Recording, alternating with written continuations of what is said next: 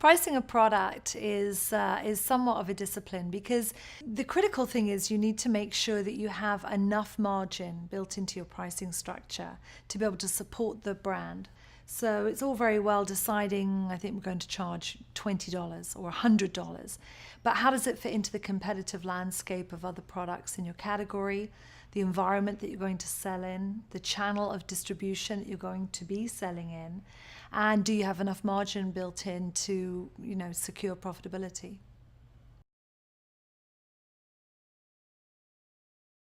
I read very little research about things like pricing, because I think in order to price your product correctly, you first need to understand your category very, very well. I would be hopeless at pricing something outside of the industry that I'm in, because this is the industry I know. You know your industry really well, and then you have to know sort of not what the market will bear exactly, but you have to understand what's going on competitively and also what the influences are in your market price-wise.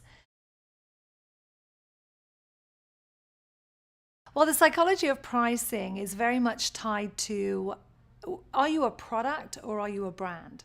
If you're a product, you may be a commodity, and you're really fighting often a price war. You're in a highly competitive mass arena. That's a very different pricing structure to if you're an aspirational product, you're in a prestige or luxury category, you're in a niched distribution channel.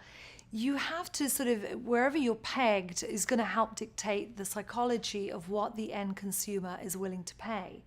So again, it comes back to really understanding who your target market is and whether your product is a commodity or a brand. And as such, what is the expectation of how much should be paid for that product?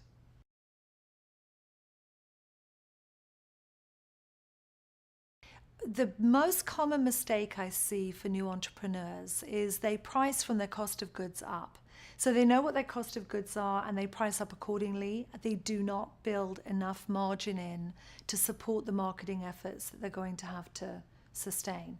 So what you start with is you price from the retail price point backwards. So you've got $100, let's say, retail price for a prestige fragrance.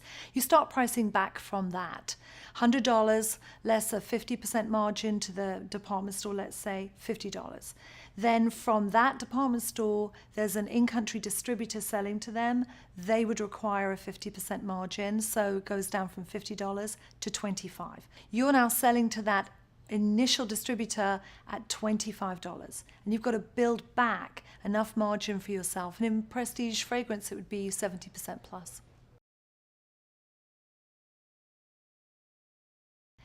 If you're buying something like a luxury handbag and it's a branded item, you're not looking for just a black handbag, you're looking for a specific brand. That is much less sensitive to pricing because it's a branded good, it's a prestige aspirational good, than something which is a commodity. It's an odd emotional purchase when people are buying a high-end motor car, a high-end purse, a high-end home.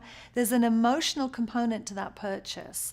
And this is where you have to really understand who you are as a brand or a product and who your end user is and what they expect from that product.